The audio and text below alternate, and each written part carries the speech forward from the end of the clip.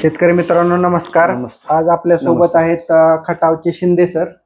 तर त्यांची एका गायीला लंपी झाला होता आणि त्यांना आपण होमिओपॅथी औषधं दिली होती। तर त्यांच्याकडूनच ऐकूयात की कसा लंपी झाला होता आणि त्यांनी काय काय केलं आणि होमिओपॅथी औषधांचा त्यांना फायदा झाला की नाही। नमस्कार सर। नमस्ते नमस्ते। तर तुम्ही सांगा।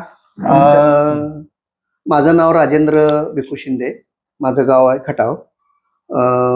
माझ्या गाईला साधारण 15 दिवसापूर्वी लंपी झाला होता।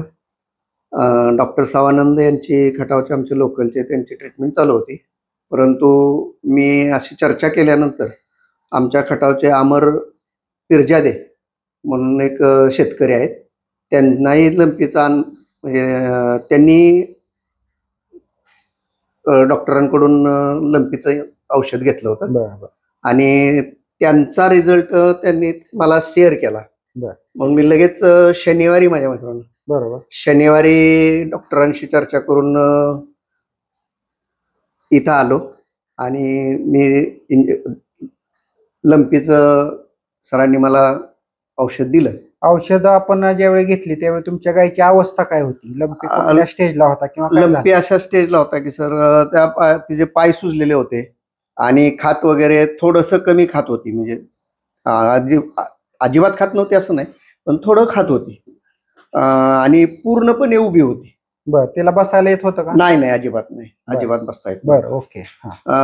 साधारण मी शनिवारी आता तारीख किती होती नाही सांगता, ठीक आहे, शनिवारपासून आम्ही ट्रीटमेंट चालू केली, शनिवारी रात्रीपासून। बरं, 1 तारखेपासून? हा 1 तारखेपासून। बरोबर, 1 तारखेपासून केली आणि आता ती पूर्णपणे स्वतःची स्वतः बसते आणि स्वतःची स्वतः उठते। बरोबर, इतका चांगला रिझल्ट आतापर्यंत आलेला आहे। तर आपण शिंदे सरांकडून ऐकलं की त्यांच्या गायीला लंपी झाला होता, ती बसत पण नव्हती। तर अशा अवस्थेमध्ये सुद्धा आपला होमिओपॅथी औषधं जर तुमच्या ॲलोपॅथी औषधांसोबत चालू ठेवली तर त्याचा रिझल्ट अतिशय उत्तम येतो आणि आपल्या जनावरांचा लंपी हा निश्चितच बरा होऊ शकतो। तर मी शेतकरी मित्रांना असंच आवाहन करेन, जर आपल्यालाही आपल्या भागामध्ये किंवा आपल्या जनावरांना अशा लंपी रोगाची जर लागवड झाली असेल तर आपण होमिओपॅथी औषधांचा निश्चितच वापर करावा। धन्यवाद।